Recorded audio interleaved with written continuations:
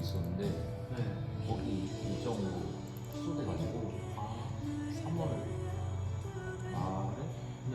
아마 왔습니다. 3월 말 토요일이요? 거기서 확실히 며칠 날 한다고 아. 말은 안 했는데 그때쯤 다시 할 것 같다고 했거든요.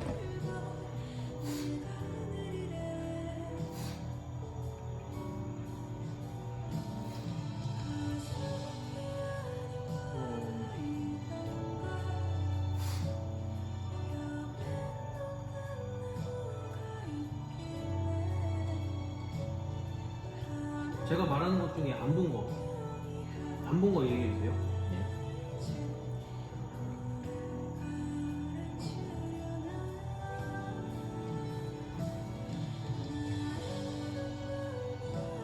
영양 수분 섭취, 수분 봤어요? 아, 맞아요.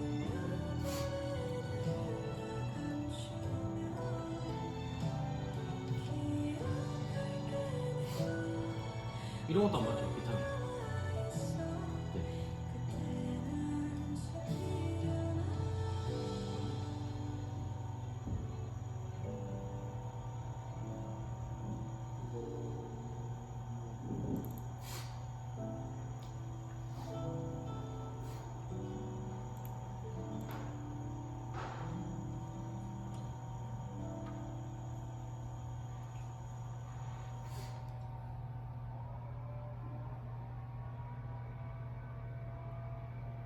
음, 20년.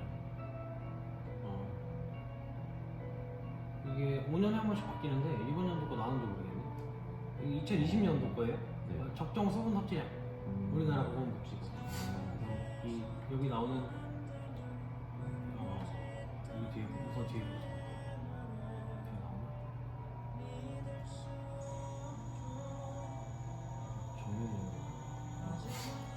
뒤에 나오나? DRIS가 그냥 세계적인 기준이에요.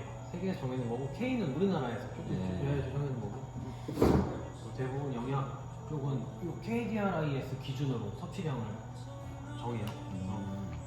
여기 나오는 게 수분 같은 경우는 상한 섭취량이 안 적혀 있어요. 근데 뭐 예를 들면 비타민 중에서도 그 수용성은 보통 배설이 되니까 배출이 되니까 지용성 같은 경우는 뭐 상한 섭취량이 있어요. 네. 근데 얘는 없긴 해요. 그래서 지금 우리 나이 때 뭐 한 20달에서 뭐 한 40대까지 지금 쭉 가면 음식을 통해서 섭취되는 게 있고 그다음에 뭐 액체들을 통해서 이제 섭취되는 게 있잖아요. 그래서 총 필요한 수분량이 있고 그러면 선생님이 일반식을 하고 내회원 일반식을 하고 있고 그 일반식이 뭐 하루에 뭐 두세 끼 정도 잘 섭취를 하고 있다고 치면은 우리나라 식단 자체가 완전 건조하진 않아요. 예를 들어서 뭐 빵만 먹는 나라도 있을 수 있어요. 네, 빵에 뭐 베이컨, 뭐 햄, 뭐 스크램블. 근데 우리는 보통 집밥, 뭐 국찌개, 네. 반찬, 뭐 나물 반찬 다 먹잖아요, 그렇지? 그러니까 우리나라 식단 자체가 조금 더 수분 보유량이 많아요, 아무래도. 그래서 그 음식을 통해서 섭취되는 수분량이 생각보다 많아요. 그러니까 그 엄청 건조한 빵 안에도 수분이 들어있긴 하니까. 우리가 여기 나오는 대로 액체를 통해서 섭취해야 되는 실제 뭐 물이나 음료는 얼마 안 되죠. 그래서 뭐 여성들, 뭐 남성들 하루에 물 뭐 한 1리터 정도, 남성들은 뭐 최소 800ml에서 한 1.2리터, 여성들은 그거보다 조금 적게 이렇게 액체 섭취량을 권장을 하죠. 하루에 2리터씩 막 물을 먹는 사람들은 너무 과소분 상태인 거예요. 아무리 운동을 빡시게 해도. 근데 운동 많이 하는 사람들은 보충제 먹잖아요. 네, 메타인 운동 하루에 2번 하는데 메타인마다 뭐 CA 먹고 탄수화물 섭취 가능한 거 게토레이 같은 거 먹고 끝나면 단백질 쉐이크 먹고 이런 과소분 섭취 되겠죠. 하면 안 돼요 원래. 근데 상한이 없긴 한데 이 상한 섭취량이라는 거는 내가 몸의 어떤 내과적인 내분비계나 호르몬적으로 아니면 그냥 내과적으로 이 소화기 내과적으로 내 몸에 어떤 이상 신호가 나타날 수 있다라는 전제하에 이제 그렇긴 한데 과소분 상태가 돼도 좋진 않아요. 근데 이제 왜 이걸 상하 섭취량을 안 줘야하는지 모르겠는데 뭐 물을 많이 섭취해봤자 어쨌든 소변으로 배출이 된다는 원리겠지만 근데 이제 일단 이거죠. 내가 운동을 하는데 나트륨은 에너지 발생에 있어서는 필요한 거예요, 물질이. 나트륨이라는 에너지를 쓰거든요. 네, 물질은. 그러면 내 몸에 어떤 나트륨 양이 조금씩 줄어드는데 내가 운동 중에 물을 계속 벌컥벌컥 마셔요. 그러면 그 수분과 나트륨 간의 어떤 이 삼투압이 수분량이 너무 과수분 상태가 되면은 뭐 심한 경우는 쇼크가 나요. 네, 과수분 쇼크. 그러니까 저나트륨 혈증 들어보셨을지 모르겠지만 네. 그러니까 나트륨이 낮아진다는 거잖아요. 저나트륨 혈증이라는 게 소금을 아예 안 먹어도 나타날 수는 있지만 보통 과수분 섭취에서 나타나는 경우가 많아요. 이 삼투압이 제대로 맞지 않으면은 그냥 쉽게 말해서 어떤 혈액에서 뭐 근육으로 가는 이런 혈액에서 이제 뭐 근육으로 가는 어떤 조직 간의 그런 물질들의 이동이 원활하게 일어나지 못한다는 거예요. 근데 저랑 같이 일하는 선생님은 좀 억지로 먹이시거든요. 아 왜요? 그러니까 막 이렇게 엄청 열심히 하겠어요. 물 드시라고. 그래서 보통 그러니까 어떻게 보면은 그 현장에서 가장 경험이 풍부한 특히 이제 강도가 아주 높은 운동 선수들 그러면은 선수촌이잖아요. 네. 선수촌 선수들 훈련할 때 만약에 1시간 운동하면 딱 한 번 먹어요. 종이컵으로 한두 컵 분량 정해져 있어요. 네, 그래서 훈련 시간이 1시간이면 30분쯤 물을 한 번 먹여요. 20분에 30분쯤. 이제 과수분 섭취가 그렇게 몸에 좋은 영향을 끼치 않아요. 운동 생육이 떨어지거든요. 근데 왜 그런 말씀하시는 거죠? 그러니까 뭐 그게 이제 그러니까 그 탈수 현상이 위험이 있어서 그렇다고 할 수는 있겠지만 실제로 뭐 탈수가 그렇게 쉽게 일어나진 않으니까. 그 탈수도 물론 위험하지만 물은 한 3일만 안 마셔도 정말 큰일이 나거든요. 네, 근데 이제 우리가 뭐 여기서 운동을 하는 회원님들이 탈수까지 갈 일은 거의 없어요. 아무리 따지면 해야 돼요. 네, 보통 오히려 과수분 섭취가 이제 조금 더 위험한 경우죠. 안 좋은 거예요. 그래서 마라토너들도 보통 물 안 먹잖아요. 뛰다가 입만 적시고 뱉어버리죠. 입만 헹구는 거예요. 물 먹는 게 좋으면 계속 마시겠죠. 달릴 때 막 물이 출렁출렁 하는 게 싫어서기도 하지만 수분 섭취량은 좀 제한을 해야 돼요. 근데 이제 이 기준은 그냥 영양학이에요. 그러니까 운동을 한다라는 전제가 없는 거예요. 예, 그러니까 이제 운동을 하는 사람들은 어쨌든 이 배출이 더 되잖아요. 수분 배출이 더 되니까 뭐 조금 더 마셔도 되지만 그렇다고 운동 중에 막 먹는 건 안 돼요. 원래 권장 안 해요. 뭐 다 비슷한 내용이에요. 우리가 먹는 모든 뭐 주스나 카페인 음료도 커피도 여기는 수분이 들어가잖아요. 그래서 이런 것들도 수분 섭취량으로 치는 거죠. 커피를 많이 마시는데 막상 물을 안 먹어요. 그래도 물을 마신 거나 마찬가지죠. 근데 커피가 갖는 어떤 이유 작용 때문에 실제 내가 섭취한 양 대비 이제 손해는 있지만 그게 해봤자 한 뭐 전체 비중의 한 70% 정도는 그래도 내가 섭취를 한다고 보면 되거든요. 이유 작용 제외하고. 그러니까 물을 많이 안 마시는 사람들은 커피라도 마셔야죠. 물론 카페인 적정 섭취량을 지키면서 하루에 3샷, 4샷 정도까지가 허용량. 네, 커피로 치면. 그러니까 지금 이거 하나에 한 2샷 들어가겠죠. 그죠?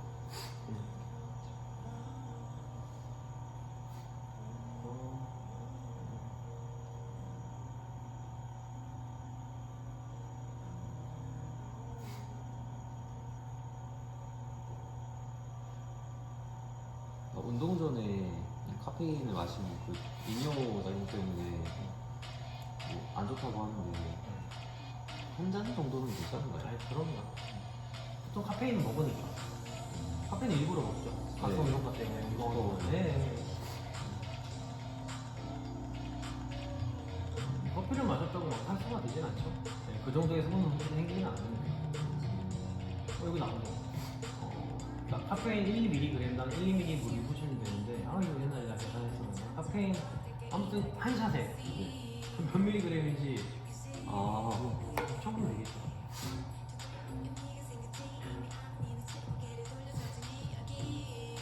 커피 5, 60에 저는 샷?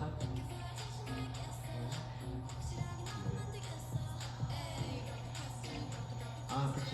그 보통 뭐 우리가 우유 같은 거, 커피 우유 먹으면 뒤에 카페인 고함량이라서 굉장히 한 60, 50, 60 되어 있으니까. 여기도 뭐 에스프레소 기준으로 원샷 기준 한 60 정도? 그러면 내가 60, 투샷이니까 100 넘겠죠, 그죠? 그럼 100ml 정도의 물이 손실이 되는 거예요. 근데 이게 500은 안 될 거고, 그죠? 500ml 정도는 안 되겠죠? 뚱캔이 350ml니까, 그죠? 한 350ml 정도 차겠죠? 그럼 이 중에 100ml가 빠지면 그 중에 한 3분의 2 이상은 섭취가 된다고 보는 거니까 여기 나왔죠. 왜냐면 운동 중에는 이 교감신경이 활성화되기 때문에 배뇨에 대한 그런 어떤 욕구가 줄어요. 그래서 마라토너들이 오줌 마려운데 경기 시작 뛰면은 소변 욕구가 없어지고 그러니까 이제 직접적인 인효가 없잖아요. 인장경이 없잖아요. 그럼 내가 빼지 않은 수분은 몸 안에 머물러 있는 거죠. 물론 건강에 찰 수는 있지만. 그래서 운동 바로 전에 먹은 커피가 운동 중에 막 방광을 채울 정도로 이 소분 욕구를 불러일으킬 일은 없어요. 뭔가 내가 교감신경이 충분히 활성화가 되지 않은 상태에서 혹은 잠깐 쉴 때 아니면 이 시간이 너무 오래 걸려서 그럴 때는 뭐 이제 소변 욕구가 생길 수는 있지만 지금 당장은 아니죠.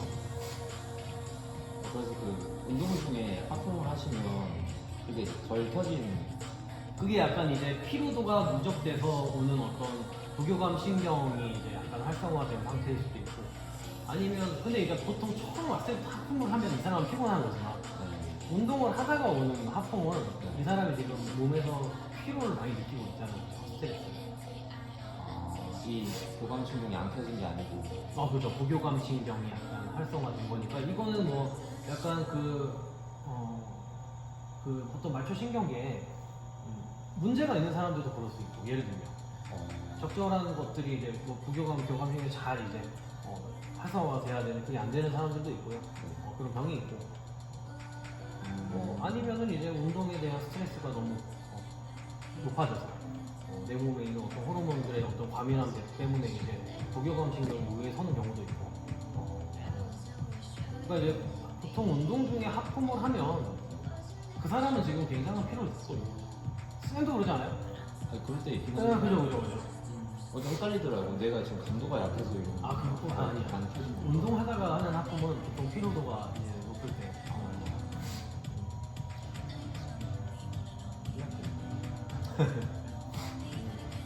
그래서 어쨌든 뭐 수분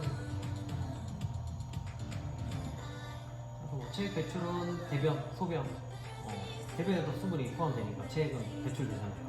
그 다음 불감성, 느끼지 못하는 발한 여기 땀이 있어요 지금 계속 사람 눈에 보이지 않지만 우리 몸에서는 계속 대기 중으로 몸에서 나는 어떤 이 피부로 배출되는 수분 배출이 있죠. 그러니까 땀이 맺힌다는 건 아니고 그러니까 땀이 맺히는 경우는 보통 내 몸의 온도가 올라갔을 때 내 몸의 온도가 올라갔을 때 그래서 아주 추운 날 히터를 틀어놓으면 창문에 김이 서리는 것처럼 땀도 마치 그런 것처럼 내 피부에서 배출된 땀이 이 기온 차이 때문에 약간 땀이 맺힌다고 볼 수도 있고 아니면 수분 발산이 너무 많이 돼서 맺히는 걸 수도 있고 그러니까 이제 아주 습한 여름에는 찝찝하잖아요. 땀이 맺혀 있잖아요. 느끼면 그런 경우는 이제 뭐 그 습도 차이 때문에 이 맺히는 것도 있고 근데 우리 몸은 항상 바람이 있어요. 수분이 계속 배출돼요. 막 아우라가 터지는 거죠. 가만히만 있어요. 그러니까 느끼진 못하죠. 호흡에도 말을 안 해요. 그러니까 이 체액 배출은 그저 우리가 흘리는 땀, 땀도 있고 뭐 소변 배출도 있고 이거를 하면 소변이 증가하고 소변이라는 거 뭐 인류의 배출 증가하고 뭐 체액 배출되는 것들 많잖아요. 그래서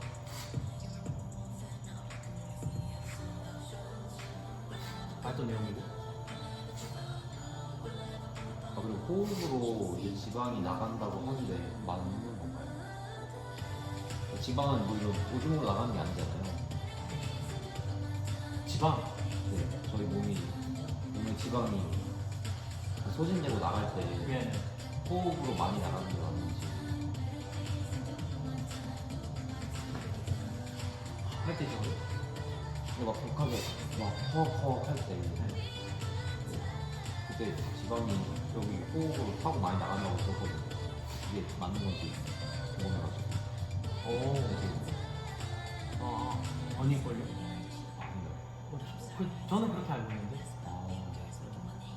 그냥 에너지원으로서 그냥 쓰이는 거 보는. 아니요. 지방은 필요한 양은 에너지로 쓰이고, 불필요한 양은 몸에 저장되고, 그 남는 건 배출이 되죠. 대소변이죠. 그렇겠죠.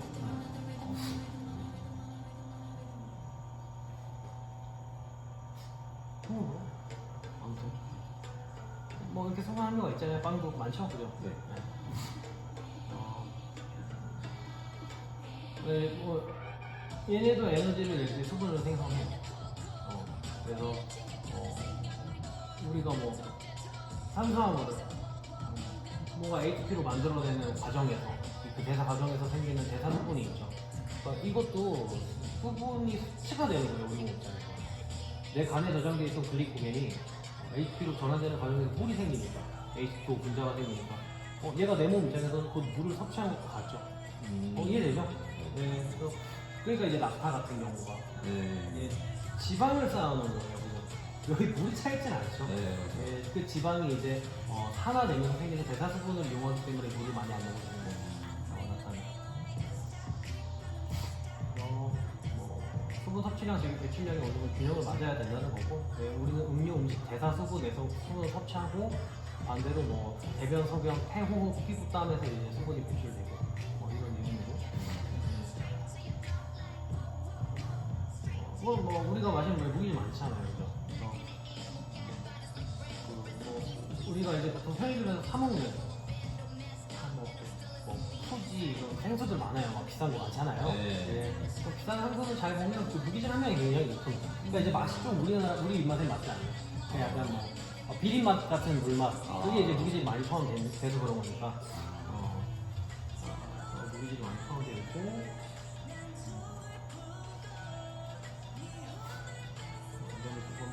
이게 영양학이기 때문에 영양학적인 내용들이 담겨 있는 거예요. 이런 것들이 들어있죠. 무기질은 어디에 또 많이 들어있나요? 무기질은 보통 육류에. 우리 몸에 무기질이 많이 있잖아요. 동물은. 그러니까 동물을 먹으면 무기질 섭취가 많이 돼요. 식물은 반대로 좀 비타민 섭취가 많이 되는 거예요. 광합성 같은 것들을 통해서. 가공 정도에 따라 상관이 크게 있나요? 가공 정도에 따라서 차이는 없죠. 음식물은. 근데 이제 이 햄 같은 경우는 예를 들어서 그게 100% 원료가 100% 뭐 돼지고기는 아니잖아요. 햄에는 밀가루도 첨가되고 다른 가공 식품 다른 것들이 들어가죠. 첨가되고. 그래서 다른 것들이 첨가되기 때문에 같은 중량 대비 얘가 당연히 무기질 양이 줄어들 수는 있겠지만 가공하는 과정에서 무기질이 빠지진 않아요. 분쇄한다던가 구운다던가 이래도 없어지지 않아요. 굽는 거? 무기질? 모르겠네요. 가공하는 형태, 뭐 자르거나, 갈거나, 하는 형태에선 절대 없어요. 영양 성분이 깨지는 일은 없어요. 근데 이제 무기질은 그런 내용을 내가 배운 적이 없는데, 근데 아니 어쨌든 가공 형태에 따라서 없어지는 건 없는데, 그건 맞는데 굽는 건 모르겠고, 보통 단백질은 그걸 배우거든요. 단백질은 조리 과정에 따라서 조리하는 방법에 따라서 너무 높은 온도로 오랜 시간 이제 익혀서 거의 탈 정도가 되면 그 초기에 그 4차 구조로 형태로 절기설기 짜여진 단백질, 완벽한 단백질이 이제 가열을 하면 달걀 프라이가 굽는 것처럼 가열을 하면 얘가 요 전의 단계로 구조가 3차 구조, 2차 구조, 1차 구조로 떨어져요. 끝내는 아미노산 형태로. 그러면 오히려 내 몸의 입장에서는 적절하게 가열한 형태는 내 몸에서 따로 이 단백질이 분리할 필요가 없잖아. 그러니까 흡수력이 더 좋아지죠, 소화가. 근데 이제 너무 오랜 시간 탈 정도가 되면 얘네가 어떤 단백질로서의 효과가 없어지기도 한대요. 송화흡수 여기에 있어서 송화흡수율이 떨어진다고 보는 거죠. 단백질은 단백질이겠지만 송화흡수율을 따졌을 때 단백질은 뭐 조리하는 그런 방법에 따라서 흡수율의 차이가 있기 때문에 너무 산 고기 같은 건 너무 뭐 단백질 섭취하는 거에 있어서 효과는 좋겠죠. 근데 무기질은 그건 안 배웠어요. 그건 모르겠네요.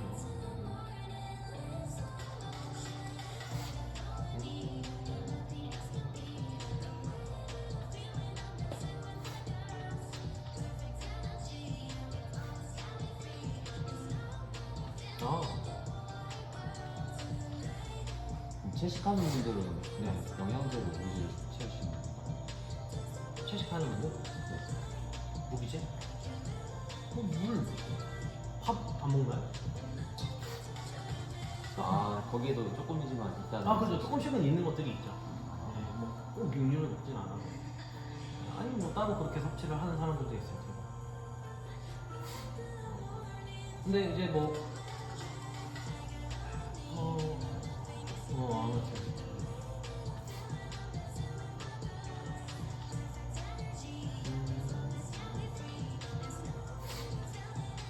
이거는 뭐 그냥 영양학이라서 식수는 검증을 받아야 돼요. 아무튼 FDA나 뭐 이런 국제 생태협회에서 이제 인증을 받는데 이것은 번외의 내용이라서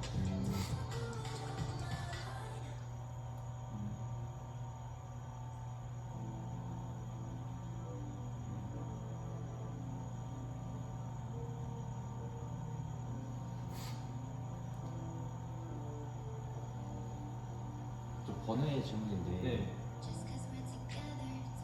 저희 이 근육 이거 움직이려면 칼슘 이온이 꼭 필요하잖아요. 네. 그러면 보조제로 칼슘을 따로 섭취해주는 게 운동하는 사람 입장에서는 좋을까요? 만약에 일본식을 하는데 내가 뭐 칼슘이라는 무기질이 들어간 것들을 어느 정도 먹어주면 따로 섭취할 필요는 없어요. 그러니까 칼슘의 단독 섭취는 내가 인이라는 성분을 또 어느 정도 적정 비율로 따로 섭취를 하지 않으면 그냥 쉽게 설명하면 골다공증의 원인이에요. 섭취하면 그러니까 칼슘을 너무 많이 섭취하는 거예요. 그러니까 이제 우리가 어릴 때 막 우유를 많이 먹는 이유가 그거 칼슘 때문이라고 말하는 엄마들도 있잖아요. 그냥 칼슘. 빨리 자라려면은 이거 우유 먹어라. 근데 이제 우유 같은 경우도 그 칼슘이랑 인이 섭취했을 때 그 이제 어느 정도 효과가 좋게끔 비율이 있어요.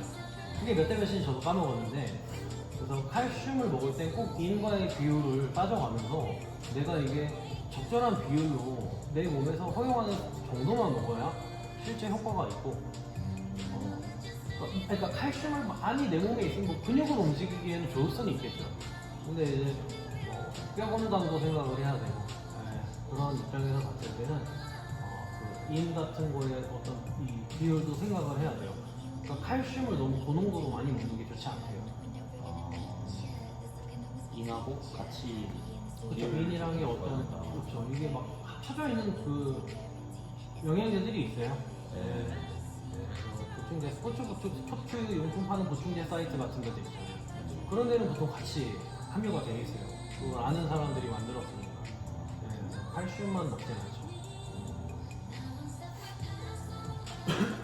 그 KDRI에서 보건복지부 가면은 그런 무기질들도 다 나와 있어요. 권장 섭취량, 상한 섭취량, 그거에 맞게 먹어야죠.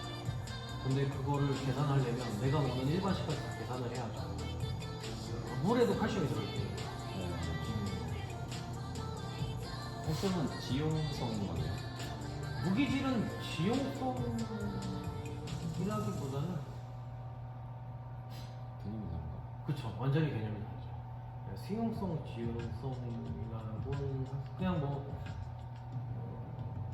그냥 신수성이요. 그냥 물에 있으니까. 지용성은 아니죠. 수용성, 지용성이라고 무기질을 보통 말하지 않아요. 그러니까 그러니까 전해질, 뭐 내가 이제 전류가 흐르는 형태를 띄웠는지 아니면 아닌지로 나뉘어요. 그러니까 무기질이 다 전해질은 아니고 무기질에서도 쉽게 말하면 그 전기가 흐르는 그런 무기질 종류가 전해질 그렇지 않은 것들도 있으니까 전기가 통하지 않는 무기질도 있으니까 보통 그렇게 나누죠 무기질. 전해질이냐 아니면 비전해질이냐. 내가 까먹어. 비타민은 수용성, 지용성이 있는데 무기질은 수용성 무기질이랑 지용성 무기질 이런 말이 없거든요. 저도 네, 없어요.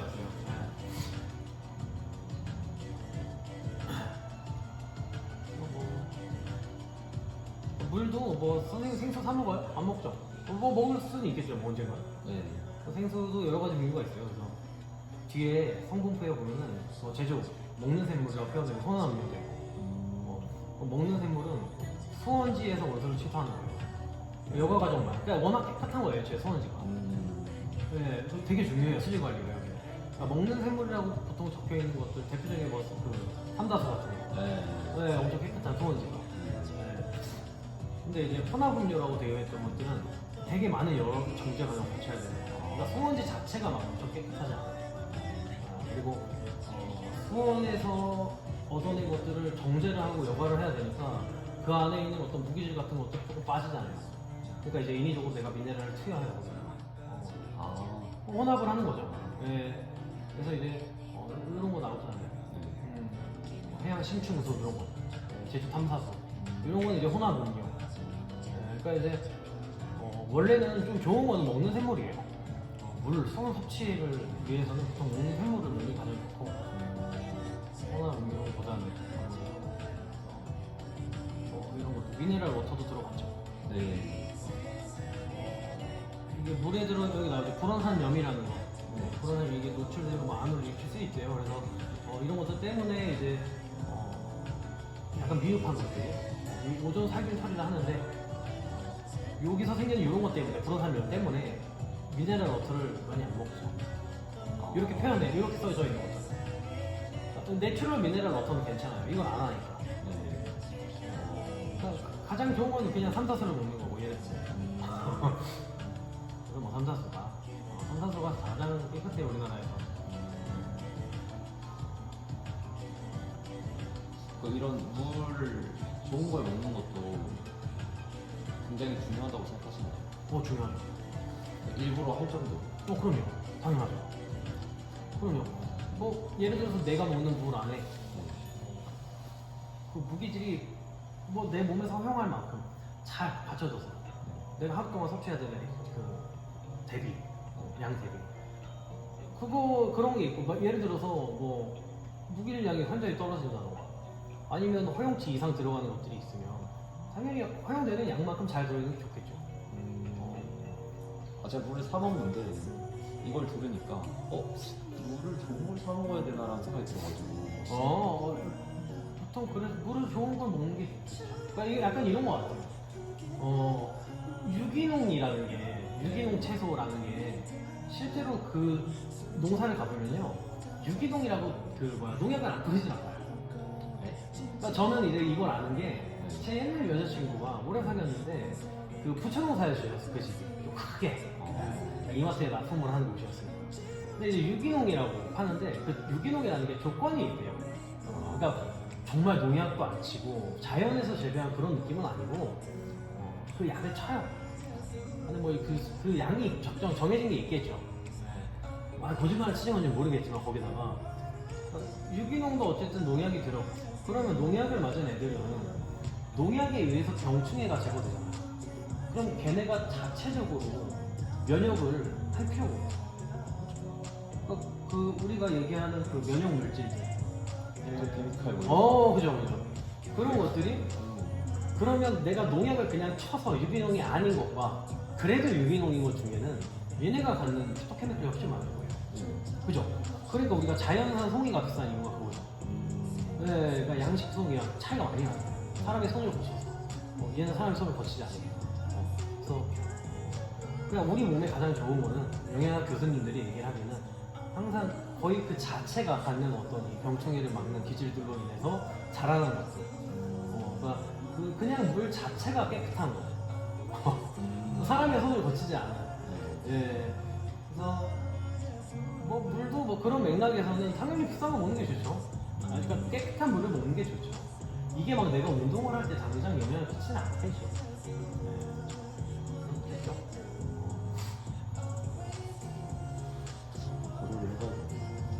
근데 이제 이거를 확연히 알 수 있는 거는 물론 우리나라 생수들이 어느 정도 여과가 다 됐겠지만 그 정도는 아니겠지만 그 TV에 나오는 저기 이제 그 아프리카 아이들이 먹는 조금 더러운 물들 그 물을 먹고 병에 걸리잖아요. 물론 뭐 그 안에 들은 기생충 때문이기도 하지만 그래서 이제 그 수원은 굉장히 중요하다고 봐요. 보통 이물 여기 뭐 그러니까 이런 것들이 있겠죠. 엄격하게 하는 것들이. 네. 그래서 뭐 그냥 먹는 생물만 먹으면 된다. 그렇게 얘기하죠.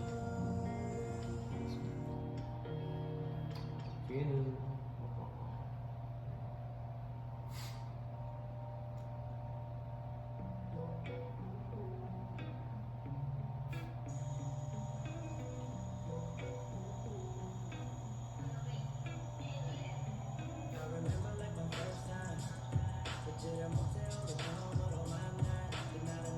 좀 번외 질문인데 네. 그 기립성 저혈압 네. 이런 낌새를 나타내시는 분은 과한 피로가 있을 때 그게 잠깐 나타날 수도 있나요? 피로. 피로가 누적된 사람이 그런 현상을 보일 수도 있나? 하다 보면 그러니까 되게 잘하시던 분인데 어느 날은 앉았다 일어나기만 해도 막 조금 어지럽다고 하셔가지고 안 이러시는 분들 왜 이러지 생각이 들어가지고 그럼 뭐 하체 운동하는 날은 그럴 수 있죠. 하체 운동하는 날이 또 피로도가 높으니까. 근데 이제 그게 뭐 피로도의 영향이라기보다는 하체 운동을 했기 때문에 그런 것 같아요. 하지로 내려간 혈액이 정맥을 타고 온전히 머리 쪽으로 가지 못하니까. 그러니까 이제 그런 경우는 이제 기립성 저혈압 증상이 나타날 수 있죠. 순간적으로 어지럽거나 하체 운동을 누워서 라인 이거 뭐야 렉프레스를 했어요. 네. 막 힘을 주면서 한 15번, 10번 했어요. 근데 그렇게 하지 쪽으로 혈액을 보내놓고 바로 일어나요. 그러면 또 일어나는 순간에 다리를 또 쓰잖아요. 그러니까 내가 이제 위로 올라오는 혈액량이 줄어드는 상태에서 보통 그 기립성 저혈압 증세가 나타나는 건데 그럴 때 나타날 수 있죠. 근데 상체하는 날은 보통 안 그러거든요. 그때는 상체하는 날은 아니었는데 그러니까 만약에 내가 어깨 운동하는 날 앉아서 어깨 운동만 하는 날은요 강도가 아무리 높아도 기립성 저혈압이 원래 있던 분인데 그러니까 애초에 좀 약해서 심혈관계 기능이 약해서 항상 그걸 달고 있는 분들 빼고 또 어깨 운동하면서 앉아있는 순간에는 그런 느낌이 없을 거예요. 그러니까 순간적으로 일어나는 상황에서 발생할 수 있어요. 이해돼요? 예, 그러니까 그런 분들은 기능도 약한데 그러니까 일어나는 순간 하체에서 혈액을 좀 빼서 밟을 때 그 순간 잠깐 기립성 저혈압이 보는 거죠. 그거를 케어할 수 있는 방법이 따로 있나요? 유산소 운동 많이 해요. 이 엔지노 이게 뭐야 지구력, 심폐지구력 운동, 심장 운동. 그래서 조금 하이기 인텐시티, 조금 강도가 높은 마더렉 너무 이게 저강도 말고 로우 볼륨 말고 조금 마더렉 그러니까 중간 혹은 이제 고강도로 이 사람이 심장이 지쳐서 운동이 될 수 있게끔 뭐 유산소 훈련을 따로 조금 강도 높게 가끔 인터벌로 시키고 뭐 종아리 훈련 시키고 하체 운동 많이 해야죠 그런 거 같아요. 근데 종아리 좀 많이 써야 돼요. 좀 어지러워해도 시키는 게 그러니까 만약에 하체 운동을 하는 순간마다 스쿼트를 할 때는 어지러웠어요 또 당연히 계속 앉았다 일어났다 반복하니까. 근데 사이클 하면 앉아서만 돌리면 그 느낌은 안 오겠죠 절대. 일어나는 순간에 날 수 있죠 잠깐. 일어나는 순간이니까. 그러니까 그거를 뭐 잘 조율해야죠. 그러니까 기립성 저혈압이 보통 운동 중에는 없어요. 모든 사람이. 그러니까 내가 만약에 스쿼트를 하다가 네. 정말 약한 사람은 그럴 수 있죠. 네. 근데 하면서 그러진 않죠.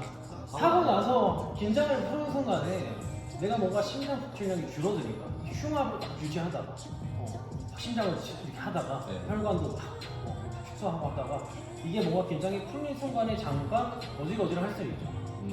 그러니까 이제 대부분 일어나거나 내가 딱 쉬는 순간에 그렇게 되니까 쉬지 않고 뭐 사이클을 하고 나서 멈추고 일어나기 전에 잠깐 기다리는 거예요. 잠깐 좀 앉아서 한 10초에서 30초 정도 있다가 천천히 일어나고.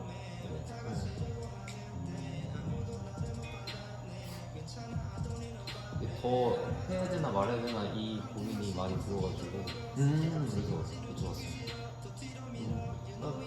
호흡 조절 잘하는지 보고 호흡 조절 잘 해야죠. 너무 이렇게 움츠려들어지면 혈액이 온몸으로 순환이 안 되니까 여기에 너무 긴장을 하고 있어요. 항상. 그래서 호흡도 한번 보고 너무 이 호흡 그러니까 몸이 움츠려드니까 호흡이 안 되는 거예요. 호흡이 안 되면 또 이제 산소가 부족해질 수 있고 그런 것도 봐야 되고 이 사람의 어떤 심장 기능이 심장 혈관 기능이 좋지 못하니까 보통 그런 거잖아요. 대부분 여성분들이에요. 남자는 안 그래요. 네. 강도 높은 스쿼트 할 때는 보통 그럴 수는 있지만 네. 호흡 부재가 일어나요. 자꾸 발살바. 저도 발살바 하면 가끔 문제 없거든요. 근데 뭐 대부분 여성분들이 들고.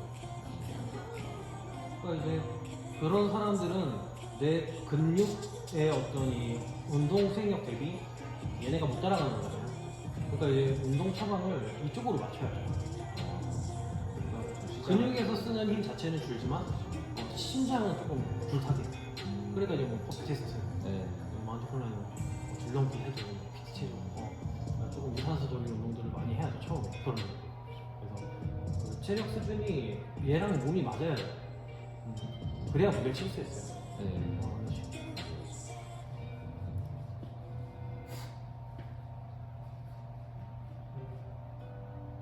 그럼 이제 뭐 어떤 식으로 해야 되는지는 대충 그죠?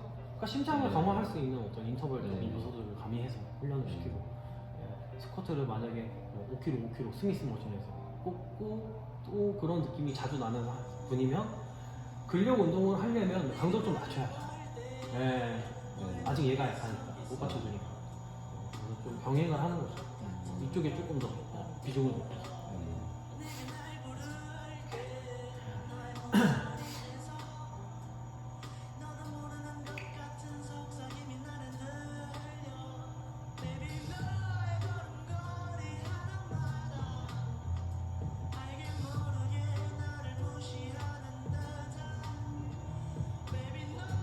세포 간액이 뭐예요? 세포 간액이 뭐 예를 들면 림프 같은 거, 그러니까 모세혈관 같은 데에서 이제 이런 거 이제 요거는 이제 다른 건데 이제 뭐 물질들이 이제 근육 쪽으로 움직이잖아요. 그러면 뭐 걔네를 교환하는 과정에서 이제 완벽하게 이제 교환이 이루어지지 않은 찌꺼기들이 있어요. 그냥 쉽게 말하면 그런 것들을 이제 보통 청소해 가는 것들이 림프라는 거예요. 뭐 림프가 약간 뭐 막혔다. 그래서 림프가 어떻게 보면 정맥과 비슷한 느낌인데 정맥은 직접적으로 이제 심장에 가서 이제 교환을 하는 거고 림프 이건 이제 세포 간액이 아무튼 림프 같은 거예요. 림프에도 보통 세포 간액이라고 얘기해요. 남은 찌꺼기를 수거해가는 느낌이라고 보시면 될 것 같아요. 걔네도 뭐 들어오고 배출되고 막 해야 되잖아요. 림프. 림프도. 네. 찌꺼기를 이제 싣고 어디로 가나요? 네, 그거 배우면 까먹었어요. 림프. 그거 잠깐만. 한번 영상 보면 막 림프 풀어줬더니 막 가슴이 막 터지고 막 이런 거 있잖아요. 잠깐만. 림프.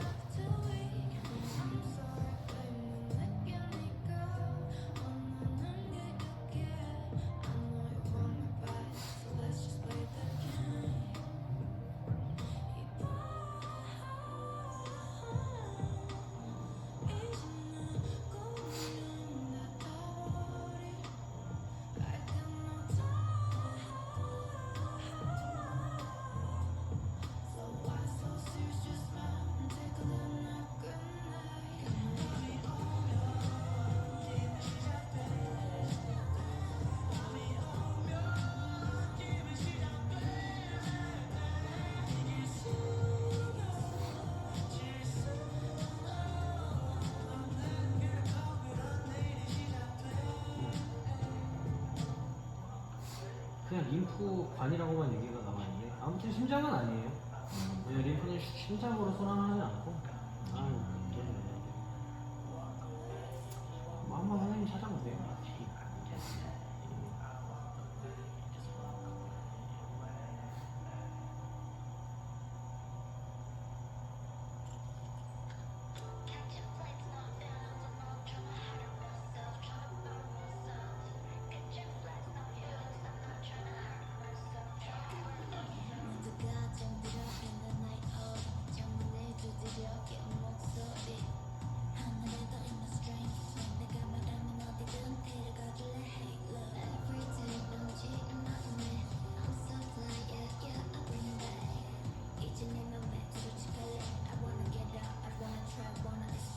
아, 죄송해요. 내가 잘못 기억했어. 세포 간액이 림프액이 아니에요. 그러니까 이 세포 혈관 여기 왜 세포 외액이라고 안 돼 있었는데? 이건 혈관이거든요. 네. 이거는 그냥 세포 내에 존재하는 수분이고, 여기 이제 세포 외액이라고 표현되는 것들. 여기에 이제 간질액이라고 림프액 같은 게 여기 포함되는 거예요. 세포 외액이. 이 세포 간액은 약간 위에 소화하는 액, 담직액 같은 게 그 신체 기관의 어떤 통로를 통해서 이동하는 것들을 세포 간액이라고 한대요. 뭐 그렇게요. 네. 저도 중요하지 않아서 제대로 기억을 못하고 있어요.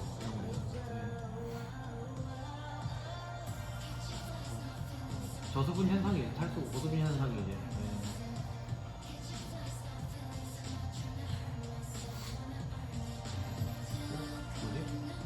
아무튼 뭐 수분은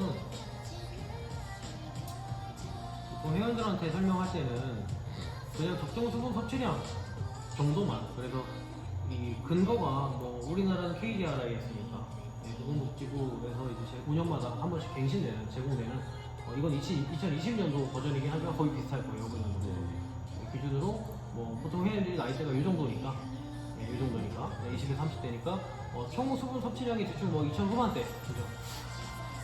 미리리터, 그러니까 한 2.5리터 정도라고 얘기하면 되겠 거 아니에요, 그냥 대충. 네, 2.5리터라고 쳤을 때, 그 중에 한, 2.5리터니까.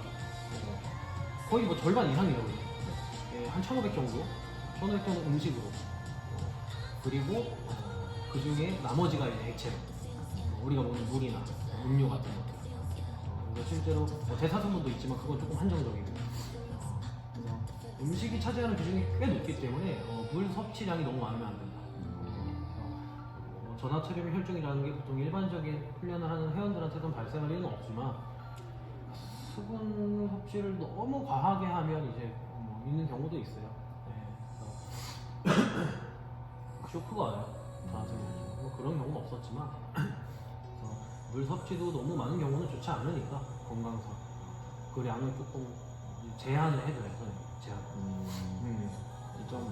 그죠? 뭐 여성분들은 한 1.2리터 정도라고 얘기를 하고 있고, 남성분들은 남성이 여성이 그러니까 둘 다 합쳐서 한 1리터 정도.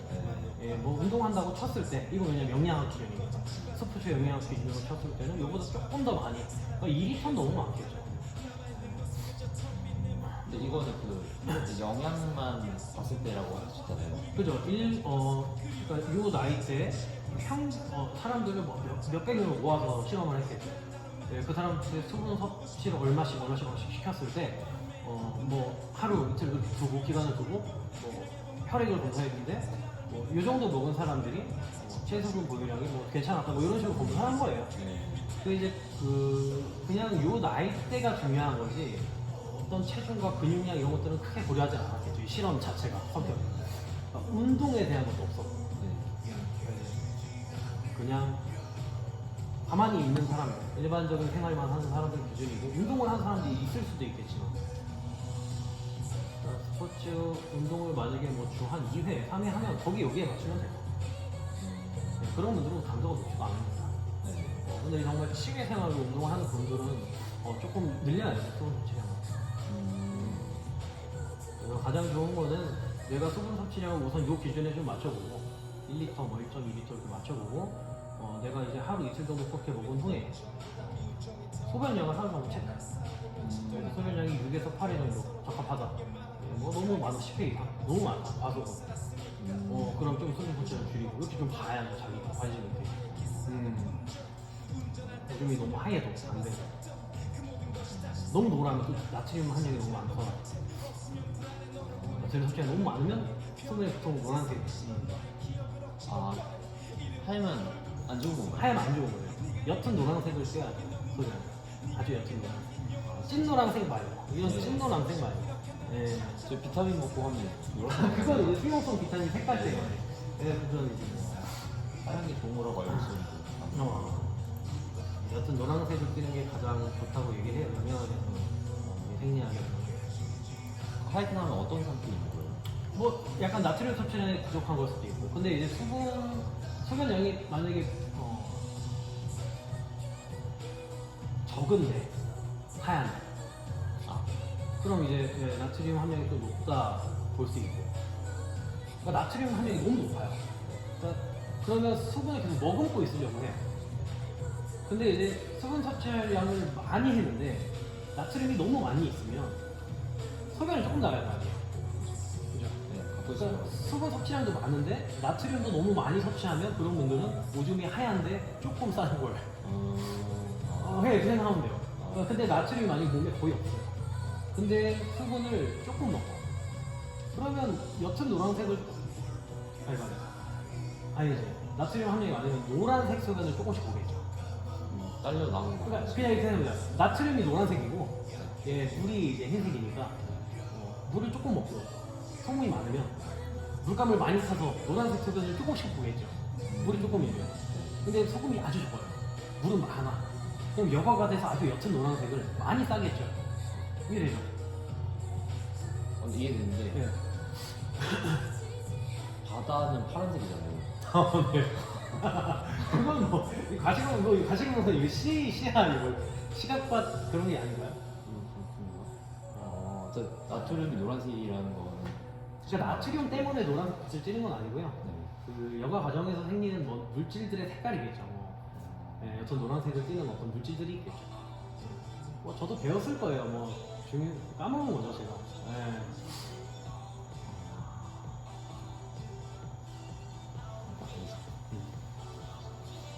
아무튼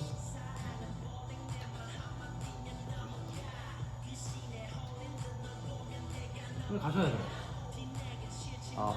예, 수업이 5시긴 한데 너무 오래 힘드시니까 저는 하나만 더 봐요. 괜찮아요? 좋습니다. 그냥 본 김에 유튜브 볼게요. 네.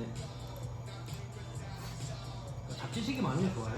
언제든 회원들이 물어볼 수 있는 것들이라서 네. 소금 섭취량 같은 거는 충분히 저도 영양 쪽은 완전 전공은 아니고 그냥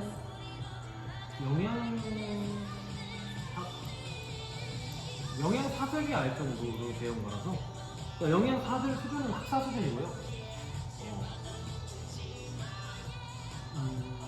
영양 사설의 수준은 고급 영양학이니까 석사 수준이긴 하지만 근데 뭐 이제 디테일한 내용들이 있겠죠.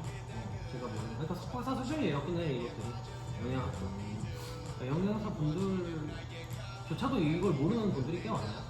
왜냐면 저희는 그 스포츠과 교집합을 만들어야 되기 때문에 스포츠 영양학 분야, 스포츠 영양학 분야, 그냥 영양학 분야, 인상 영양학 분야, 아동 되게 많잖아요 영양학. 끝내는 영양학 학사를 취득하고 이제 대학원에 가면 그분들이 전공을 정하는 거죠.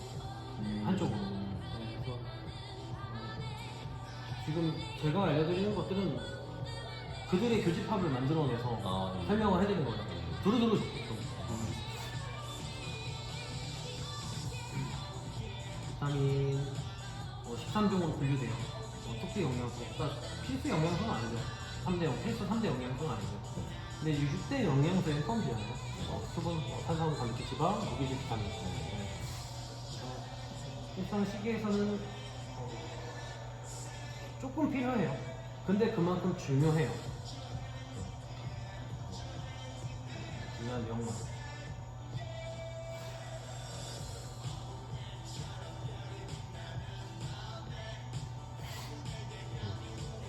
비타민이 중요한 이유는 요거예요. 코엔자임 펑션 때문에 그 효소기예요. 그러니까 효소라는 게 쉽게 말하면 어떤 공간에 선생님이 가야 돼. 근데 선생님이 다리가 없어. 제가 선생님을 들어서 가잖아요. 네. 이게 효소예요. 아. 예, 어디 기관에 필요한 물질을 내가 거기에서 데려와서 혈관을 통해서 갖다 주는 또 어떤 이동자의 역할 같은 것들을 한다고 생각하면 편해요. 예, 그러니까 조력자죠, 쉽게 말하면. 영양성 비타민을 그래 조력자라고 얘기를 하는데, 그러니까 총매지. 그러니까 나 자체는 변하진 않지만 어떤 기질을 가져와서 합쳐져서, 그러니까 A인데 얘가 B예요. 그래서 합쳐져서 A, B를 만들어서 얘를 쓸 수 있게 만드는 역할도 하고, 뭐 끌어오는 역할이기도 해요. 이게 쉽게 말하면. 이런 것들이 이제 효소로서 비타민 역할이니까. 근데는 몸에서 어떤 기질을 갖다 쓰려면 비타민이 꼭 필요한 거예요. 이해되죠? 어떤 역할. 음식물 소화, 다 필요하죠. 네. 필요 없는 게 없어요. 특히 우리가 뭐 비타민 B, 그래서 이 역사수 같은 거 많이 얘기하잖아요. 비타민 C, B6, 뭐 B, C2 이런 것들이 인간한테는 굉장히 필요한 것들.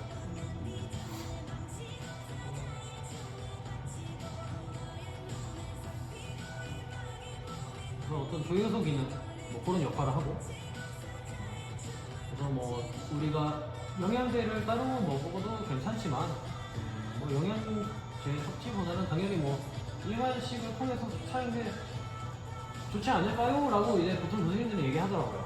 네, 그러니까 뭐 그 알약을 먹어서 내 몸에서 뭐 필요한 만큼의 그 비타민 수치가 증가하는 것들을 확인했기 때문에 그런 것들을 뭐 영양제라고 이제 팔곤 있겠지만, 내가 직접 씹어 먹는 것과 그냥 알약을 먹는 거에 어떤 효과 차이가 교수님도 확실하게 대답을 못 해줘요. 그래서 단백질 파우더 같은. 그렇죠. 단백질 파우더는 근데 이제 소화 수율이 높다고 뭐 검증은 됐죠. 하지만 뭐 그 밖에 다른 것들에 있어서 단백질 파우더를 먹었을 때 내 혈액 내에 아미노산 농도가 증가했다 뭐 이런 식의 결과는 있지만, 내가 이 자작질을 하고 위장관을 통해서 소화되는 과정에서 발생하는 어떤 내분계에서의 어떤 환경이 바뀔 거 아니에요. 그죠? 씹으면서 뭐 발생하는 호르몬도 있을 거고, 행복함 같은 거. 그러니까 그런 것들이 가져가서 걔네들에 의해서 걔네들이 만들어낸 어떤 필요한 조건들이 있을 텐데, 교수님들이 말씀을 제 얘기 아니고 뭐 그런 것들을 생각하면은 씹어 먹는 것들이 조금 더 유익하지 않겠냐 이거예요. 근데 뭐 그런 것들을 디테일하게 막 실험을 한 연구들이 없나 봐요.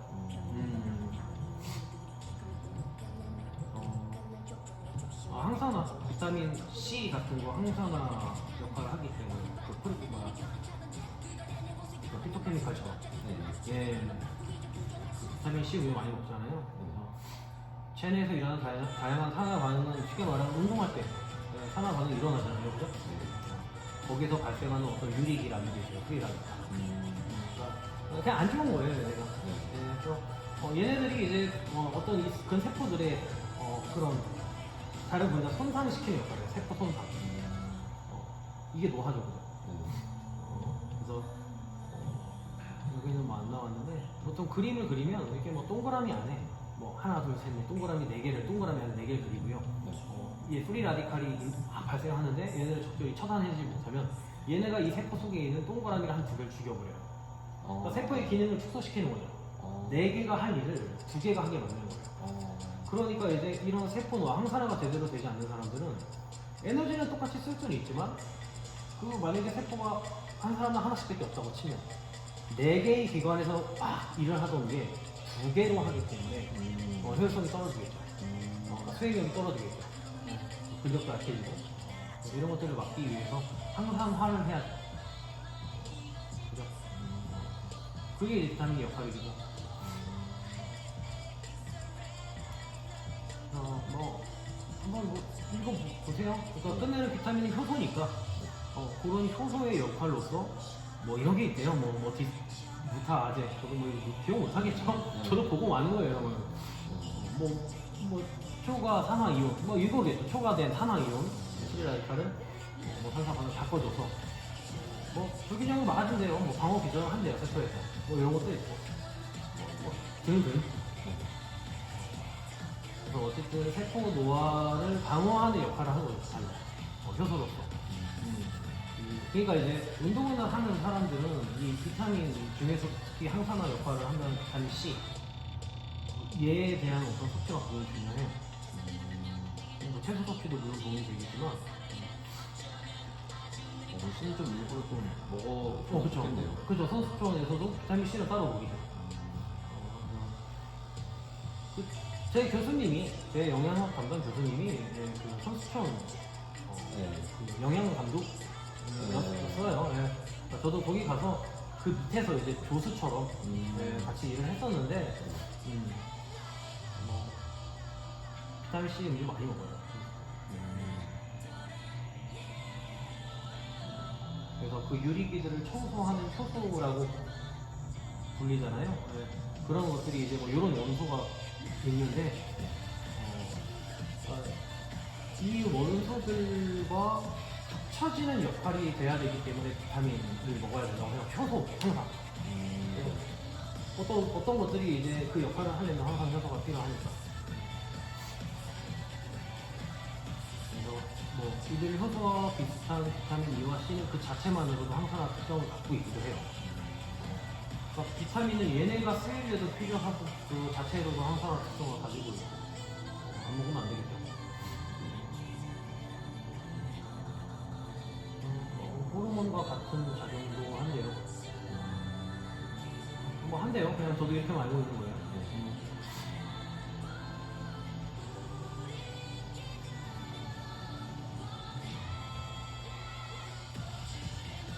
그러니까 이제 이 비타민을 보통 트레이너들이 공부하는 이유는 이거 하나예요. 그러니까 회원이 만약에 종합 비타민을 먹는다고 얘기를 해요. 비타민을 너무 많이 구매를 해서 먹는 거죠. 그러면 저는 왜 먹냐고 물어봐요. 이유가 있어야 먹는 거야. 그냥 좋으니까 이러면 먹지 말라 그래요. 보통 건강검진할 때 혈액 검사할 때 비타민 같은 게 부족하면 말해주려나? 그게 특정 검사가 따로 있겠지만 임산부들은 하거든요. 비타민 부족한 걸 혈액으로 검사해서 말해줘요. 특정 비타민이 부족하면 아마 건강검진 때도 그게 부족하면 특정 기질이 부족하면 아마 얘기를 해주겠죠. 혈액 검사에 다 나오니까. 임산부들은 부족한 비타민 권이 있으면 그 비타민을 따로 섭취하긴 하죠. 그러니까 채워지지 않는 거니까 음식 섭취는. 근데 대부분은 충분해요. 미량만 필요한 거기 때문에 음식 섭취도 충분히 되거든요. 특히 한국인들 채소 많이 먹고 과일도 많이 먹고. 그럼에도 불구하고 따로 먹는 거잖아요. 왜냐면 생존에 어마무시하게 하니까.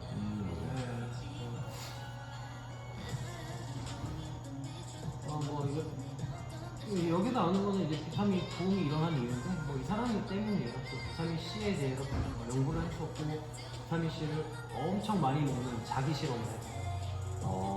근데 딱히 부작용이 없었고 왜냐면 수용성 비타민이기 때문에 그리고 이전보다 훨씬 좋은 효과가 있었다고 이 사람이 이제 연구 결과가 있어서 이때부터 이제 비타민에 대한 상업적 이용이 되기 시작해요. 그래서 그때부터 시작해서 이제 비타민이 막 팔린 거죠. 그전에는 없었겠죠. 따로 안 팔았겠죠, 당연히. 여기 저는 이거 데카라고 했는데 DKA, 지용성 비타민은 산화 섭취량이 있는 거. 그러니까 얘는 그 건강 섭취량만큼만 먹어야 돼요. 근데 그 나머지 우리가 C, B 얘네 수용성이기 때문에 많이 먹어도 배출은 돼요. 근데 그렇게 먹을 필요가 없다는 거죠. 운동을 정말 열심히 해서 내가 이 근조직들의 합성이 굉장히 되면 운동하는 사람들은 물론 조금 초과 섭취가 필요하겠지만 안녕하세요. 우리 회원들처럼 일반인들은 비타민을 따로 섭취할 필요가 없다는 거예요. 그리고 대부분의 종합 비타민 그 알약 안에는 이 지용성 비타민들이 꼭 같이 포함이 되어 있어요. 근데 그 양이 되게 많거든요. 용량이. 그러니까 그런 것들을 얘기는 해줘요. 그러니까 부족한 건 먹는 게 도움이 되지만 충분한데 먹는 건 도움이 안 되잖아요. 쓸데없거든요. 그러니까 오히려 걔네가 가져가는 이런 악효과들이 많기 때문에 걔네 때문에 가량 법칙이나 불파가 많기 때문에 지용성 다 포함되어 있으니까 종합 비타민. 그래서 종합 비타민 섭취 물어보고서는 하고 있다고 하면은 검사했을 때 뭐 부족하다고 들었냐 물어보고 딱히 없으면 뭐 수용성 비타민은 많이 먹어도 괜찮지만 지용성 비타민 같은 경우는 산화시킬 정해져 있다. 그러니까 안 좋은 내용들이 되게 많아요. 그래서 따로 먹지 말라고 얘기를 하죠.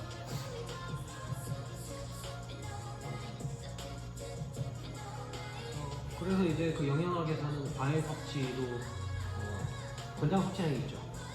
하루에 그 한 개 뭐 적혀 있었던 거, 야채도 많이 먹으라고 권유를 하고, 그래서 그냥 음식 섭취 안에서 그런 것들을 얻는 게 훨씬 좋죠. 따로 먹는 거보다. 왜냐면 영양제 많이 먹으면 간 나빠져요. 아시죠? 그러니까 알약 형태를 먹는 것들이 간에 엄청난 부담이 되는 거죠. 하물며 우리가 진통제, 타이레놀 이런 것도 간에 어마무시하게 안 좋대요. 우리가 흔히 스테로이드 구강을 투여하는 알약, 보디빌더들이 먹는 그런 스테로이드 약물들이 막 간에 엄청 부담을 주고 가스가 엄청 증가해요. 근데 실제로는 그 스테로이드 약물보다 두통에 많이 시달리는 사람들이 타이레놀을 많이 먹어요. 걔네가 훨씬 간에 안 좋대요. 그러니까 이거는 뭐 저도 주워들은 얘기인데 그 주워들은 사람, 그 사람이 제가 알기로는 그냥 꽤 공부를 하는 사람이니까 그거 있는 내용일 것 같아요. 이런 영양제도 마찬가지예요. 뭔가 이 영양제, 캡슐 안에 담긴 것들 이런 것들을 먹으면 끝내는 간에 어떤 영향이 간대요. 그러니까 이제 영양제 섭취를 많이 하는 사람이 재회원도 간 수치가 높게 나와서 병원에서 영양제 먹지 말라고 얘기했대요. 재회원이에요. 네, 그렇게 얘기해요 의사들이. 영양제 섭취 많이 하지 말라고. 너무 농축돼 있어서 그런 건가요? 농축되어 있기도 하고 고용량. 그리고 뭐 알약 형태가 이제 뭐 분해되고 흡수되는 과정에서 생기는 그런 문제들도 있을 테고. 영양제를 뭐 하루에 하나 정도 먹는 거는 뭐 어떨지 모르겠지만 개인적으로는 그거를 몇 개씩 두개 한 28주 막 해서 하루에 막 끼일 때마다 먹는 사람들 있잖아요. 나가야죠. 이거는 연구 결과가 있는 거예요. 그러니까 영양 상태가 좋은 사람은 운동 생육에 영향이 절대 없어요. 그러니까 이제 그 선수촌에 있는 선수들조차도 종합 비타민 섭취를 따로 시키진 않아요. 비타민 C군 정도는 섭취를 시키죠. 그래서 권장받는 사람은 먹는 거고 병원에서 먹어야 되는 거고 그것도 초과하진 않아야 돼요. 잘 먹으면 먹을 필요 없어요. 그래서 지금 여기 써 있는 거죠. 계란, 고기, 우유, 채소, 과일. 그냥 밥 먹잖아요. 내가 여기 적혀 있는 것들만 일주일 주기로 생각했을 때 뭐 2주 적어도 여기 있는 거 하나하나씩을 2주 동안 한 번, 두 번씩만 먹었다면 따로 섭취할 필요 없어요. 그러니까 맨날 고구마, 닭가슴살 이렇게만 먹으면 안 되지만 그래서 이제 유제품이나 과일 같은 경우가 항상 영양학에서는 권장되는 섭취량이 정해져 있는 거고 먹으라고 권유를 하는 거고 그러니까 무기질 비타민 같은 거 섭취하기 위해서 뭐 채소도 써져 있잖아요. 식단 오일 같은 거 지방 섭취 견과류 이런 것도 필요하고 식단이 잘 되면 끝내는 그런 뭐 영양제를 섭취할 필요가 없다.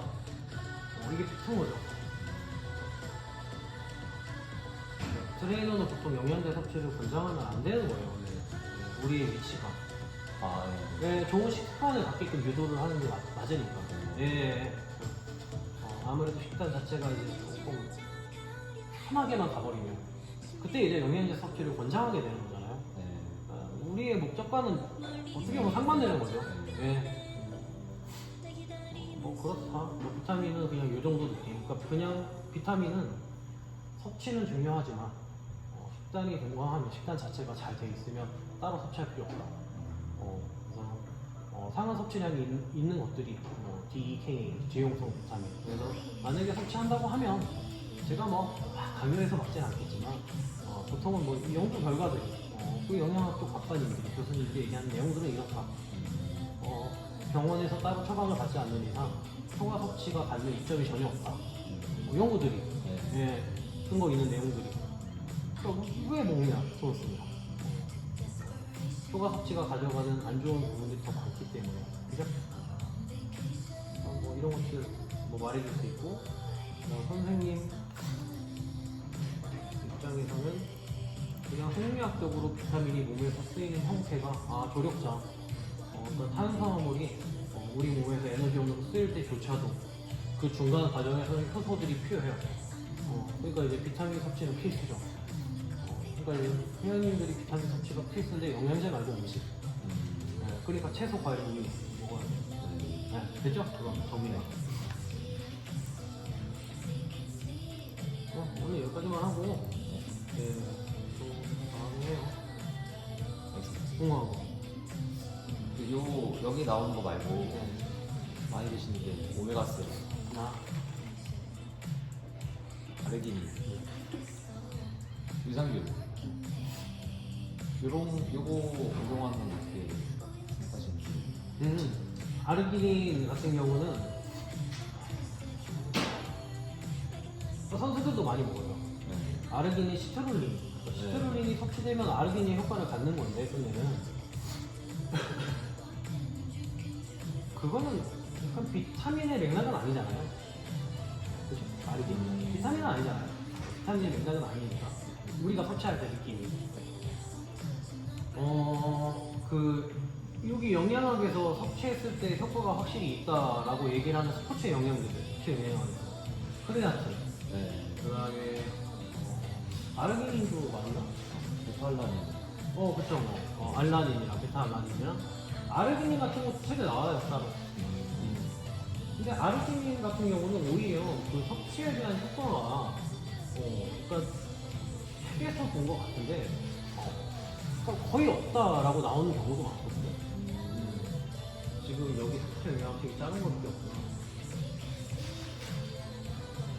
그래서 그냥 아무튼 확실한 효과를 갖는다고 보통 얘기를 하는 것들이 카페인, 각성 효과 같은 거, 그 다음에 크레아틴, 모노하이드레이트, 아무튼 취하는 거, 그리고 비타민 C. 이 정도가 수행력이 있어서 직접적인 영향을 끼쳤다라는 연구가 이제 이론이 있는 거고. 베타알라닌. 아르기닌 솔직히 제가 기억이 안 나요. 맞았나 아닌데 아니었던 것 같아요. 아르기닌 섭취군과 비섭취군 비교했을 때 그닥 효과가 없다라고 나왔던 걸로 저는 기억을 해요. 제 기억에. 그래서 한번 찾아보세요. 그다음 오메가 같은 경우는 그 캡슐 안에 쌓인 게 오일이에요. 오일이 들어있는 캡슐이거든요. 그거 왜 먹어요? 그럴 거면 나름 그냥 오일 한 숟가락씩 떠먹겠어. 예를 들면. 그게 뭐 염증에 도움이 된다라는 소리를 들었거든요. 그러니까 오메가3, 6, 12 이런 것들이 다 그냥 불포화 지방산 쪼개는 거라고 생각하시면 돼요. 그러니까 우리가 뭐 해바라기 유, 카놀라 유, 이 안에 들어있는 것들이 그런 물질들인 거죠. 굳이라고 생각하시는 거죠? 잘 먹으면 굳이 따로 먹을까? 그렇죠. 왜냐면 캡슐 형태의 그런 알약들이 오메가3는 잘 모르겠어요. 그것도 근데 제가 생각할 때 캡슐이긴 하니까. 캡슐. 이런 영양제들을 많이 먹는 것들을 보통 권장하지 않으니까. 영양학자들은. 근데 뭐 오메가3는 많이 먹잖아요. 많이 먹긴 해요. 내가 뭐 불포화 지방산, 오메가3 식도 이런 것들이나 평상시에 이제 일반식에서 식용유 같은 걸 아예 쓰지 않는다고 가정을 하면 생선도 안 먹고 그냥 뭐 나물 반찬 그러면 뭐 따로 섭취하는 게 도움은 되겠죠. 근데 내가 일반식 할 때 막 참기름이 둘러져 있는 나물 반찬 그 다음 식용유로 이제 구운 뭐 달걀 훌라이게 그 다음 뭐 가끔 빵에 버터도 발라놓고 고기도 먹고 고등어도 먹고 이런 사람은 굳이 오메가를 따로 볼 필요가 없죠. 원래. 그 뭐야 우리가 고지혈증 같은 거 체내 이제 그 뭐야 그 분자 크기가 이제 좀 큰 형태의 뭐 저분자 콜레스테롤, 고분자 콜레스테롤 이런 거 있어야 아무튼 그러니까 쉽게 말하면 혈관 내에서 약간 이제 청소가 되지 않는 큰 분자들 그런 것들이 많이 쌓일 때 이제 우리가 몸에 조금 유익한 뭐 불포화지방산 같은 것들을 많이 먹어가지고 얘기하는 건데 그것 때문에 오메가3 식스를 섭취하라고 얘기하는 사람들 좀 들어보면 돼요. 그러니까 그냥 그 포화지방, 불포화지방 같은 것들을 일반 식할 때 한 5대5 비율로 잘 먹고 콜레스테롤도 어느 정도 필요하고 그냥 잘 먹으면 따로 섭취할 필요가 없으니까 끝내는 이것도 그렇게 하는 거예요. 식단이 잘 되면 굳이 그걸 따로 먹을 필요가 없는 거예요. 그러니까 그런 오메가3를 섭취했을 때 내 몸에서 갖는 효과는 끝내는 연골 형태가 피검사일 수밖에 없어요. 살아있는 사람한테 먹여놓고 그게 간에 가서 어떤 효과를 가지고 간을 뜯어볼 수는 없잖아요. 조직을 생성할 수는 없어요.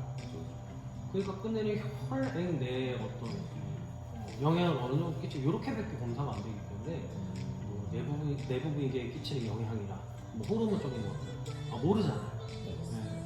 그러니까 차라리 안전빵 음식을 먹는 게 낫죠. 그렇지 않을까 생각해요. 선생님은 드시죠?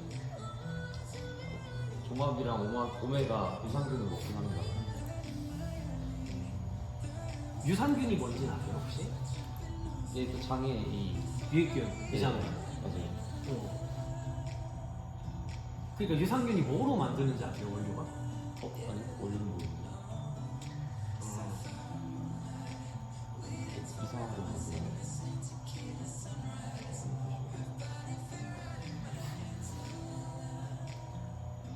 그 요구르트는 유산균 많다고 하잖아요. 네. 그죠? 그럼 요구르트를 유산균을 넣지 않죠? 네. 요구르트 자체에 유산균이 있는 거잖아요. 네. 유산균이랑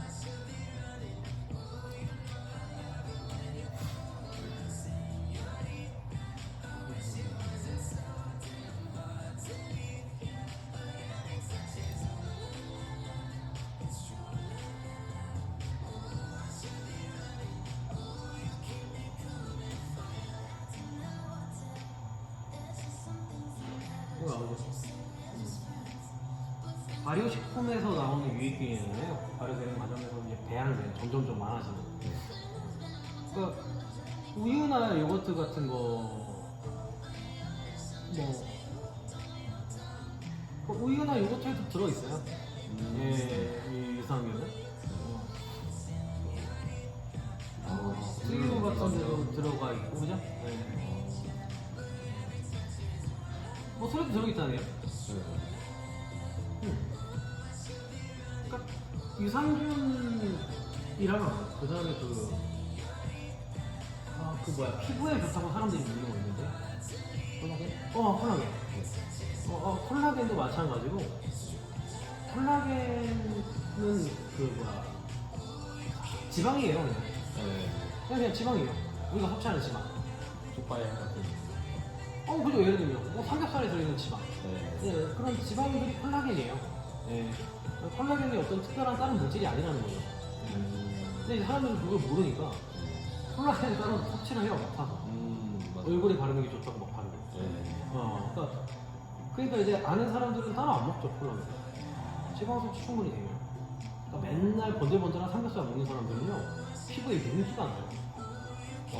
그렇죠. 당연히.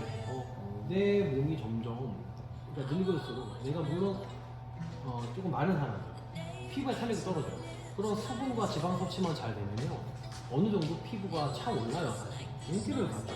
그러니까 살찐 사람들 보면요 피부에 막 기름이 잘해요. 윤기가 나죠. 윤기가 나요. 그러니까 수분 섭취랑 지방 섭취 잘 안 되는 사람들이 보통 되게 건조해 보이죠. 얼굴이 몸 자체도 그렇죠. 뭐 유산균도 같은 맥락이죠. 김치 안에 엄청난 유산균이 들어있잖아요. 모든 발효식품, 우리나라 특히 한국인은 김치를 꼭 먹으니까. 그러니까 원래는 따로 먹을 필요가 없다라고 얘기를 하죠. 근데 유산균도 막 보면 되게 막 종류가 많더라고요. 네. 어떤 효소의 종이 있구나. 네. 그런데 이런 음식들에는 그게 종합적으로 들어있는 느낌이다. 그러니까 이런 음식들에 들어간 것들이 우리 몸에서 어떤 비타민 같은 것들과 합쳐져서 그런 것들로 재탄생을 하는 거죠. 그냥 쉽게 말하면. 아, 그러니까 이제 그거를 그냥 만들어내서 유산균이라고 하는 거예요. 그러니까 그 되게 많은 종류의 유산균이나 우리가 이제 밖에서 효소도 막 먹어요. 고구마 효소. 그런 거. 네. 그게 그냥 내가 고구마를 먹으면 내 몸 안에서 발생하는 자연스러운 효소인데 그거를 그냥 다른 하는 거. 그게 뭐 변비에 좋다고 예를 들면. 그러니까 제가 이걸 말씀드리는 건 먹는 게 나쁘다라고 얘기하는 게 아니라 뭐 프로바이오틱스, 유산균, 뭐 효소, 뭐 이런 것들. 그러니까 이런 것들이 그냥 우리가 먹으면 특히 한국인들은 다 먹고 있어요. 김치, 뿌리채소, 곡물 밥에도 들어있고요. 오이지 같은 거 하나만 먹어도 어느 정도 발효가 되겠죠. 유산균 들어있어요. 다. 우유에도 들어있고 유부르 다 들어있고 유제품 전부 다 피자 넣고 들어있어요. 치즈. 네. 그러니까 이제 우리는 생각보다 많이 먹고 있어요. 네. 근데 이제 똑같죠. 이것도 상업적 의도죠. 팔려고. 저도 먹어봤죠. 네. 그 동그란 통에 든 유산균 그 락토피신. 와 아무 효과가 없어요. 몰라요. 저는 없어요. 콜라겐도 먹어봤어요. 피부에 좋다는 거. 네. 어디서 협찬해주는 효과 없어요. 그러니까 내가 직접적인 효과를 느끼지도 못하니까. 저는 안 먹는데 모르겠어요. 이게 뭐 정말 플라시본지 있다고 하는 사람들은 아니면 뭐 진짜 효과가 있는 거예요. 모르겠지만 알고는 있어야죠. 네. 그것들이 별게 아니에요.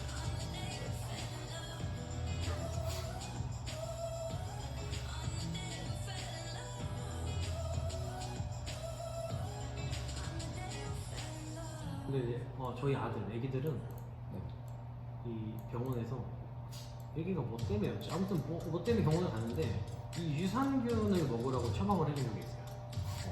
설사를 했었나? 약간 병이었나? 애기가 자꾸 묽으면 볼 때문에 강아지였나 우리 집? 그런 때가 있어요. 그때는 뭔가 이 유산균이 들어간 음식은 제대로 섭취하지 못할 때겠죠. 우리 집 강아지였던 것 같다? 사람은 아니고. 강아지들은 발효식품 못 먹잖아요. 사료만 먹으니까. 그럼 유산균이 필요할 수는 있겠죠. 그럴 때 따로 처방을 해주잖아요, 병원에서. 이런 보충식품은 필요하다고 내가 뭔가 이제 진짜 몸이 안 좋아서 병원을 갔는데 이거 해야 돼요 했을 때 먹는 게 보충이죠. 근데 우리 운동하는 사람들은 부족한 부분보다는 뭐 내가 심리적으로든 아니면 진짜 효과가 있어요. 부족한 것보다는 넘치는 게 좋으니까 우리는 먹는 거죠. 비타민 C 정도. 비타민 C 크레아틴, 뭐 단백질 쉐이크 먹으면 PCA 굳이 먹을 필요는 없으니까 그 정도. 그래서 또 뭐 바르기닌 같은 거는 뭐 먹으면 효과가 없다고 하는 것도 많긴 한데 뭐 그래도 뭐 효과가 있겠지 싶으면 먹는 거고요. 왜냐면 뭐 먹는다 그래서 몸에 안 좋은 건 없으니까. 상한 섭취량이 정해져 있는 것들은 웬만하면 필요 없는데 먹는 건 별로 좋지는 않아요. 종합 비타민 같은 거. 데카가 들어있어요. DK가 들어있어요. 확인하고 먹어요.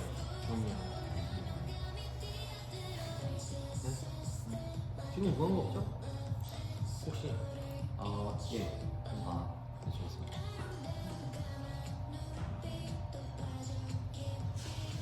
저거 다음에 네. 그 뒤에 거를 바로 보지 말고 저번에 말씀하셨을 때는 성장, 과장, 살장, 쌍장, 23, 24 제외라고 3 빼고 3장, 3, 4, 3, 5, 3. 3장 그다음 5장